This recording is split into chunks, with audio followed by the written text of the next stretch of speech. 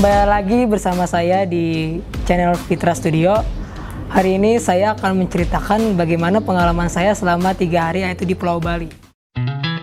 Sekitar jam setengah 1 kita kumpul bersama di pendopo untuk briefing sebentar tentang pembagian tiket atau enggak pembagian kelompok, sama juga dengan pembagian bis. Sesampainya di bis kita langsung berangkat menuju ke bandara, yaitu Bandara Soekarno-Hatta. Untuk penerbangan sendiri kami satu rombongan dibagi menjadi 2 kloter. Kloter yang pertama yaitu jam 5 dan kloter yang kedua yaitu jam setengah 6. Lalu langsung berangkat ke Bali yang menempuh sekitar 1 jam 50 menit. Lalu kita langsung menuju ke bis bandara buat diantar keluar bandara. Saat keluar dari bandara, kita langsung disambut oleh tour guide yang terdiri dari 3 orang mungkin. Kita langsung nyebrang menuju ke bis masing-masing. Lalu kita dibagikan makanan. Kita mengunjungi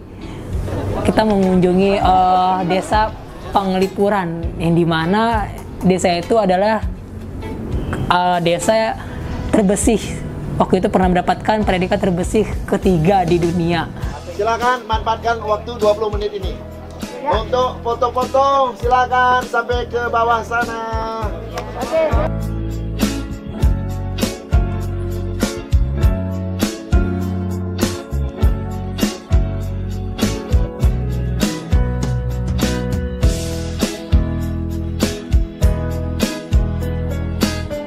Ini kali pertama kami ke desa Penglipuran.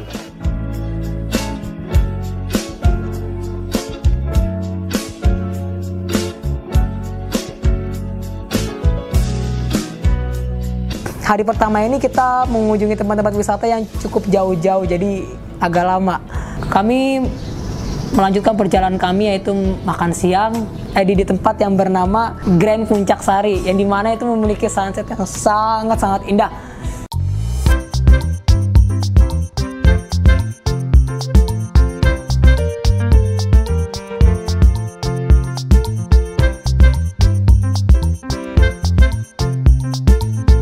Dan setelah selesai makan, kami langsung menuju ke bis kami masing-masing untuk pergi ke tempat yaitu bernama tempat Tanah Lot.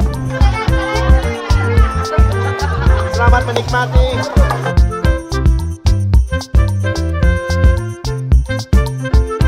Tidak kerasa sudah sejam kami foto-foto dan menghabiskan waktu di Tanah Lot. Kami langsung diajak untuk pergi ke tempat makan malam kami. Kami langsung menuju ke bis kami masing-masing, lalu berangkat menuju tempat makan kami masing-masing, yaitu di restoran.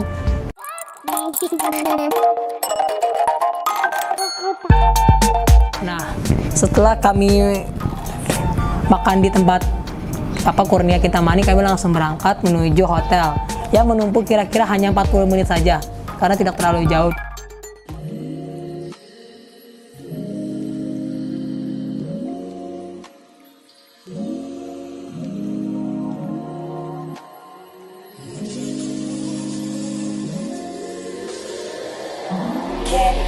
Setelah di hari pertama kita tidur malam, kita langsung breakfast, yaitu makan pagi di hotel. Nah, di hotel itu kita disajikan yaitu makanan prasmanan. Setelah kita makan beberapa menit, kita langsung berangkat menuju gereja.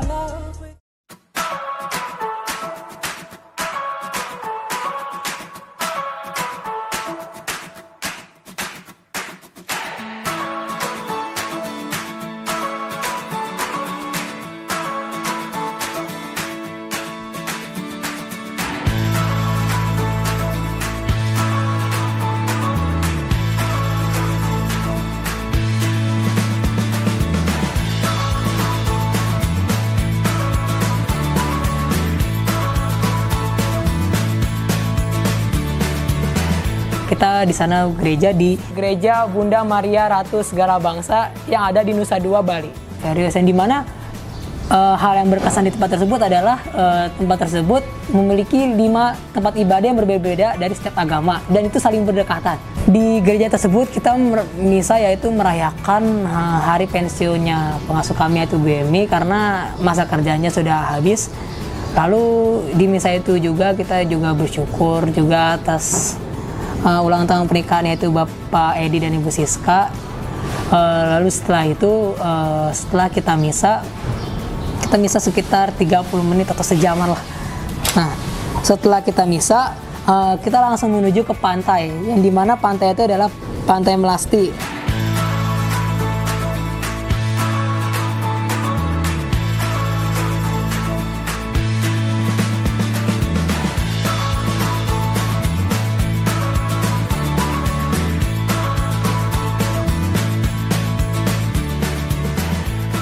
Kita tadinya sebenarnya mau ke Pantai Pandawa, cuman dibandingkan dengan Pantai Melasti, kalau di Pantai Melasti itu berenangnya mungkin lebih gampang ya, lebih bisa berenang gitu.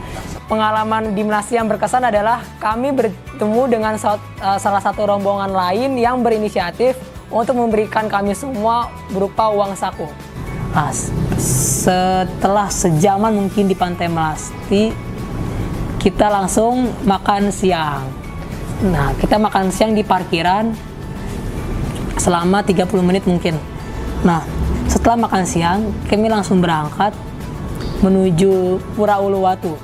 Nah, sesampainya di Pura Uluwatu, saya sudah bisa melihat ada beberapa monyet yang berkeliaran ya, karena itu adalah tempat beberapa monyet tinggal juga di situ.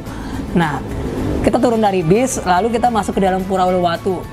Di dalam lobinya, kita langsung disarankan untuk bagi yang menggunakan celana panjang menggunakan selendang, dan bagi yang menggunakan celana pendek menggunakan kain yang mungkin katanya untuk menutupi aurat.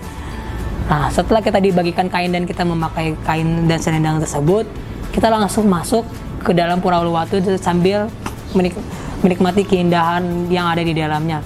Di dalam Pura Uluwatu, hal yang paling berkesan adalah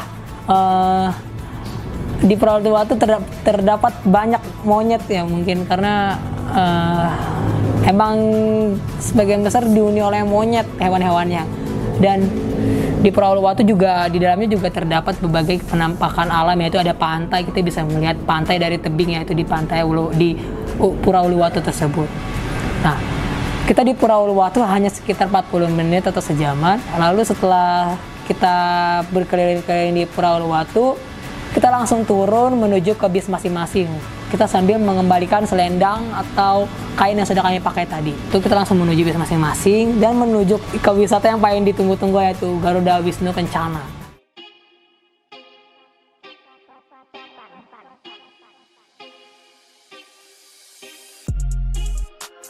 Pertama kali naik ke dalam dan sambil melihat patung GWK tersebut, cukup kagum ya, karena patungnya sangat tinggi sekali.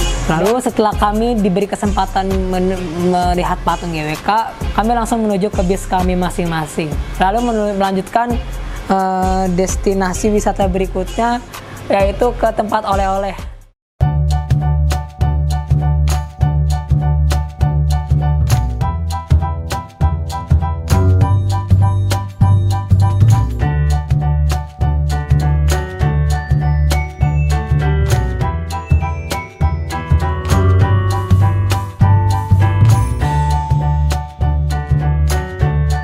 Yaitu keranjang, yang namanya keranjang. Sampai di tempat oleh-oleh itu kira-kira memakan waktu sekitar 45 menit. Nah, lalu kami masuk ke dalam pusat oleh-oleh tersebut dan membeli oleh-oleh yang akan kami bawa ke Jakarta. Kami diberi kesempatan untuk membeli oleh-oleh sekitar 1 jaman. Setelah 1 jam, kami membayar segala pernak-pernik atau cenderamata yang sudah kami beli, lalu kami kembali ke bis masing-masing.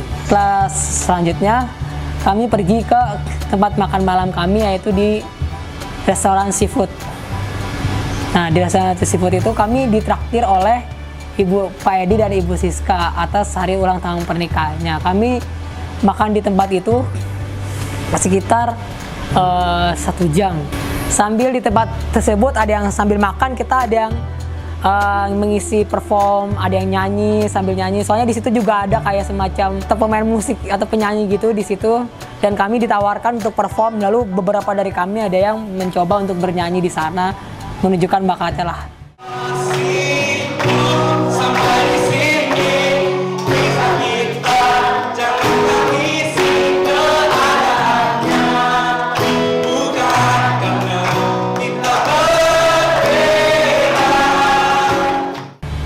Sekitar 1,5 jam atau 1 jam di sana, kami selesai bernyanyi, selesai makan-makan, kami langsung menuju ke Krishna untuk membeli es krim, yaitu es krim gelato. Dan setelah kami makan es krim tersebut, bagi yang sudah selesai makan, kami boleh melanjutkan membeli oleh-oleh di Krishna. Kami diberi kesempatan sekitar 20-40 menit juga di tempat itu. Ada yang membeli oleh-oleh, ada yang mau beli oleh-oleh lagi, ada juga yang sambil makan es krim. Setelah beberapa saat kemudian, kami pun langsung dianjurkan untuk pergi ke bis masing-masing karena waktu di Krishna sudah mau, dan karena tempat oleh-oleh di Krishna tuh udah mau tutup tempatnya. Jadi semua pengunjung diharapkan untuk keluar. Lalu kami langsung menuju bis kami masing-masing, langsung menuju ke tempat penginapan kami untuk beristirahat malam.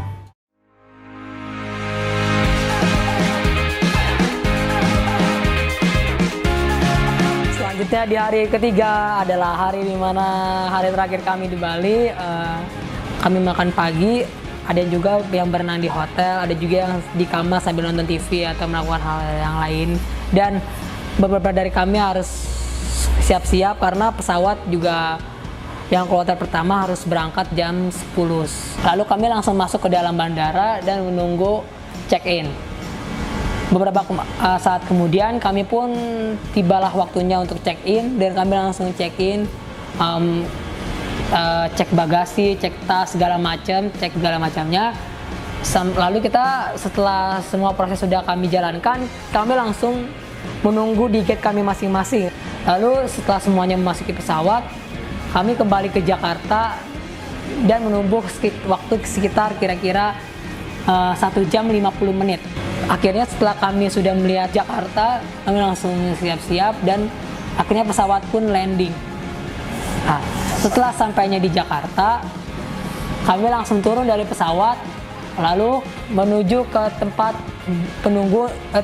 tunggu untuk menunggu bis kami. Lalu setelah beberapa saat kemudian, kami menaiki bus kami dan kembali ke Panti Asuhan Vishnassus Putra.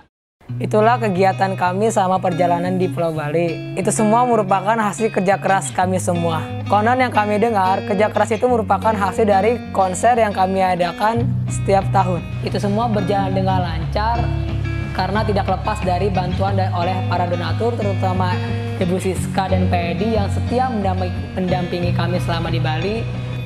Dan juga Ibu Teresia yang sudah memberikan kami kaos seragam yang sangat keren yang bisa kami gunakan untuk satu rombongan selama di Bali.